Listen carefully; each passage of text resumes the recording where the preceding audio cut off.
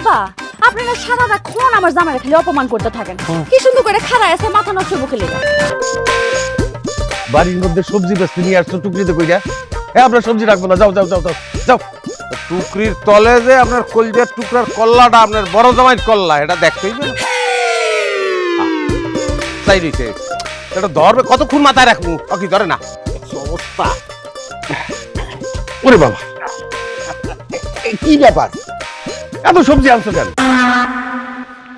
এগুলা আপনার বড় জামাইয়ের তরফ থেকে আপনার লেগে প্রীতি উপহার, বুঝলেন?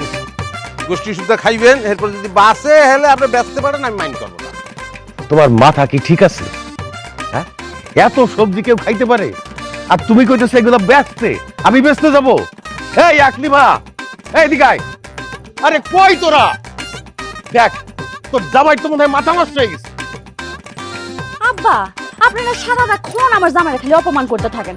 কি সুন্দর করে খাড়ায় আছে, মাথা নষ্ট বুকে লেগে। আচ্ছা টেস্ট করে নিন। এই কত আমি কেডা? তুমি আকলি না, তোমার আমি বিবাহ করছি ভাদ্র মাসের 13 তারিখে, রোজ মঙ্গলবার বাদ মাগরিব। কি আম্মা মিথ্যে কথা আপনার মনে নাই? আব্বাই বই রিক্সা একটা তাল পড়লো কান্দের উপরে, লগে লগে হে কইলো যে আমার মাইয়ার একটা বিয়ে দিলে আমার মাইয়া সুখী হইবি না, কিন্তু সেটা তো আমরা মিথ্যে প্রমাণ করে দিয়েছি। কি দাম্পত্য জীবনে আমরা তো সুখী। হ্যাঁ কি সুন্দর করে ফটাফট করে সবকিছু কয়ে দিতেছে। খুদাই সারাক্ষণ তুমি আমার জামাইয়ের পিছনে লেগে থাকো। আমি বিরাট বড় ভুল করে ফেলাইছি।